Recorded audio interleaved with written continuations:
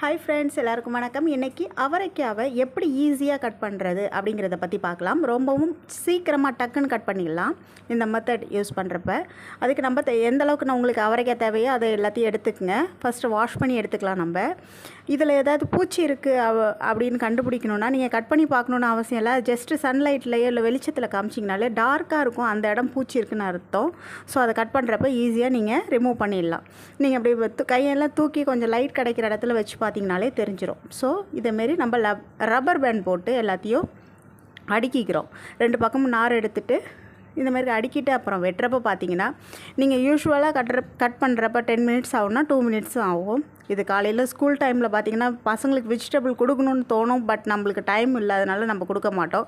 Most potato fry இந்தமாரி தான் பண்ணுவோம், எக்கு இதுமாரி கொடுப்போம். ஸோ ஸ்கூல் டேஸ்லேயும் ஆஃபீஸ் டைம்லேயும் நம்ம இதைமாரி டக்குன்னு சமைக்கலாம். இந்தமாரி கட் பண்ணுறப்ப டக்குன்னு முடியும். ஸோ உங்களுக்கு எந்த வித கஷ்டமும் இல்லாமல் நீங்கள் பண்ணலாம். ஸோ இந்தமாதிரி கட் பண்ணி எடுத்துக்கங்க, ரொம்பவும் யூஸ்ஃபுல்லாக இருக்கும். இது அவரைக்காய் மட்டும் இல்லை, பீன்ஸ், கேரட் கூட நீங்கள் நல்லா பொடிசாக வேணுன்னா பொடிசாக நல்லா ஃபஸ்ட்டு கீறி எடுத்துகிட்டு அதை ஒரு ரப்பர் பேண்ட் போட்டுட்டு அதுக்கப்புறம் கட் பண்ணிங்கன்னா இதேமாரி ஈஸியாக கட் பண்ணிடலாம். இப்போ பார்த்திங்கன்னா ஃபஸ்ட்டு ஒரு பக்கம் வெட்டிட்டு அப்புறம் ரப்பர் பேண்ட் இருக்கும். ஸோ திருப்பிக்கிட்டு அடுத்த எட்ஜஸ்லேருந்து கட் பண்ணிங்கன்னா கரெக்டாக இருக்கும். ரொம்பவும் ஈஸியாக முடிஞ்சிடும். வெண்டைக்காய் கட் பண்ணுறப்பையும் பார்த்திங்கன்னா இதேமாரி நீங்கள் கட் பண்ணலாம். வெண்டைக்காய் கட் பண்ணுறப்ப அது கத்தியில் ஒட்டுனுச்சுன்னா பிசுப்பு தன்மை இருக்கும்ல, ஸோ லைட்டாக ஆயில் தடவிக்கிங்க. கத்தியில் வெட்டுறதுக்கு முன்னாடியே ஆயில் தடவிட்டு வெட்டினீங்கன்னா அது பிசுன்னு ஒட்டாது. ஸோ இந்தமாரி டிப்பெல்லாம் நம்ம சேனலில் நிறைய போடுறோம், கண்டிப்பாக பாருங்கள். ஸோ நான் ரொம்ப ஸ்லோவாக வெட்டுறேன். பட் நீங்கள் உங்களோட நைஃப் நல்லா ஷார்ப்பாக இருந்துச்சுன்னா கடகடன்னு வெட்டிடலாம். என்னோடய நைஃப் வெட்ட மாட்டுது. ஸோ அதனால் நான் ஸ்லோவாக பண்ணுறேன், வீடியோ பர்பஸ்க்காகவும் ஸ்லோவாக பண்ணுறேன்.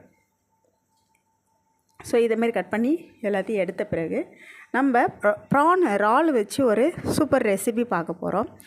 இந்த ரெசிபி பார்த்திங்கன்னா நம்ம மோஸ்ட்டு பார்த்திங்கன்னா பொரியலில் ப்ரான் இறால் யூஸ் பண்ணதில்லை.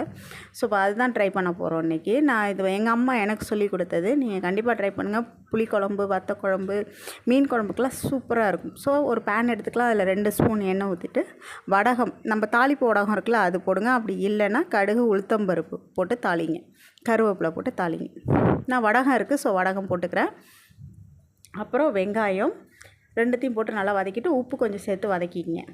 வதங்கினோடனே இப்போ நம்ம வெட்டி வச்சுருந்த அவரைக்காய் எல்லாத்தையும் அதில் சேர்த்துக்கலாம். இதை ஒரு 2 பெரட்டி விடுங்க. நல்லா கிளறி விட்டுட்டு இதுக்கப்புறம் நம்ம என்ன சேர்க்க போகிறோம்னா மஞ்சள் தூள் 1 ஸ்பூன் சேர்த்துங்க. அப்புறம் தனி மிளகாய் தூள் அது 1 ஸ்பூனு, உங்கள் காரத்துக்கு தகுந்த மாரி சேர்த்துக்குங்க. இது 2ம். அப்புறம் சீரகத்தூள் சேர்க்கணும். சீரகத்தூள் ஒரு ஸ்பூன் அளவுக்கு சேர்த்துக்குங்க. ஸோ நான் நல்லா நசுக்கி வச்சுருக்கேன், பொடி பண்ணி. நான் மிக்சியில் அரைக்கல, நான் நசுக்கி வச்சுருக்கேன், நல்லா வாசனையாக இருக்குங்கிறதுக்காக. ஃபைனலாக நம்ம இறால் எடுத்து வச்சுருக்கோம்ல அதை போட்டுட்டு நல்லா கிண்டி விட்டுட்டு கொஞ்சமாக தண்ணி வேவறத்துக்கு தகுந்த அளவுக்கு, ரொம்ப அவரைக்காவுக்கு தண்ணி தேவைப்படாது. ஸோ லைட்டாக ஊற்றினாலே போதும். ஊற்றிட்டு நல்லா கிண்டி விட்டுட்டு உப்பு கரெக்டாக இருக்கான்னு பார்த்துட்டு மூடி வச்சுட்டு ஒரு 2 நிமிஷம் தான் பார்த்திங்கன்னா வெந்துடும். ரொம்பவும் சீக்கிரம் வெந்துடும். இந்த ரெசிபி கண்டிப்பாக கிட்ஸுக்கு ரொம்ப பிடிக்கும். இது எங்கள் அம்மா எனக்கு சொல்லி கொடுத்தது. நான் இது வரைக்கும் இந்த ரெசிபி நான் எங்கேயும் சாப்பிட்டதில்லை. நீங்கள் சாப்பிட்ருந்தீங்கன்னா எனக்கு கமெண்ட் பண்ணுங்கள். ஸோ ரொம்பவும் டேஸ்ட்டாக இருக்கும். இப்போ நல்லா வெந்துருச்சு. ஃபைனலாக நம்ம தேங்காய் துருவல் சேர்த்துக்கலாம். இது உங்களுக்கு பிடிச்சிருந்தா சேர்த்துக்குங்க. ஆனால் சூப்பராக தேங்காய் துருவல் சேர்த்தா நல்லா டேஸ்ட்டாக இருக்கும். சில பேருக்கு தேங்காய் பிடிக்காது, தேங்காய் வேணாங்கிறவங்க ஸ்கிப் பண்ணிடுங்க. அப்படியே சர்வ் பண்ணிக்கலாம். தயிர் சாதம், புளிக்குழம்பு, வத்த குழம்பு, நான் சொன்ன மாதிரி மீன் குழம்பு, கருவாட்டு குழம்பு, ஈவன் இறால் குழம்பு எல்லாத்துக்குமே ரொம்ப சூப்பராக இருக்கும். ஸோ அவ்வளோதான், நம்ம ரெசிபி ரெடி ஆகிடுச்சு. அப்படியே சர்வ் பண்ணி சாப்பிட வேண்டியதாக. சும்மா சாப்பிட்டாலுமே அவ்வளோ சூப்பராக இருக்கும். அவரைக்காய் ரொம்பவும் நல்லது, இப்போ நிறையவே கிடைக்கிது.